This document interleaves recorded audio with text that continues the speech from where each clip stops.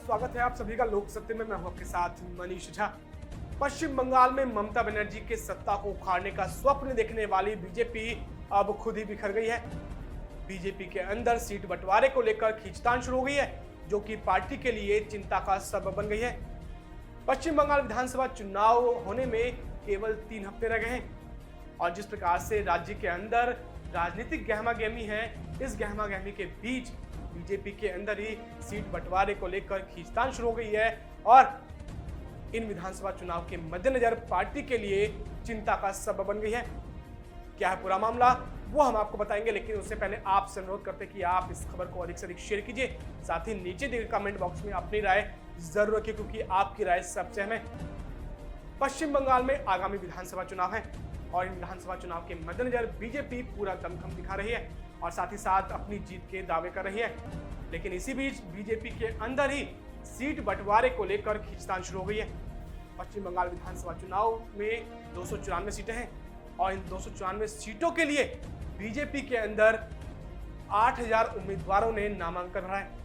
यानी सीधे तौर पर केवल 294 सीटों के लिए 8000 उम्मीदवार अपने अपने दावे कर रहे हैं। यानी जिस प्रकार से बीजेपी के अंदर कई नेताओं ने अपने अपने नामांकन के दावे किए हैं और साथ ही ये दावे करते हुए नजर आ रहे हैं कि हमें बीजेपी से सीट मिलेगा, यही बीजेपी के लिए चिंता का सबब बन गई है और इस बात को पार्टी के वरिष्ठ नेता भी स्वीकार करते हैं।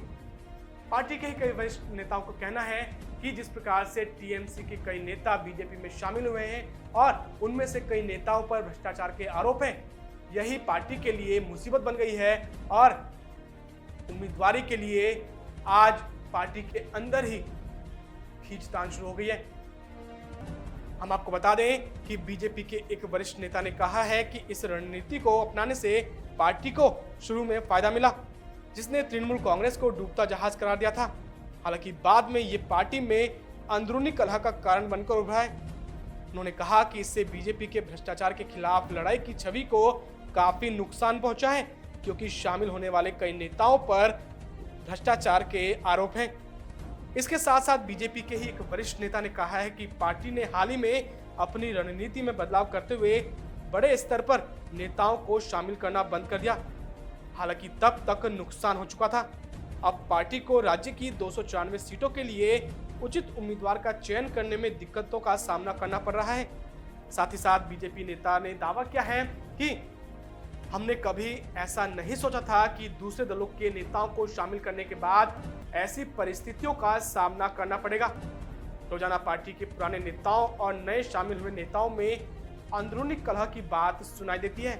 हमें चिंता है कि उम्मीदवारों के नामों की घोषणा के बाद ये असंतोष और बढ़ सकता है।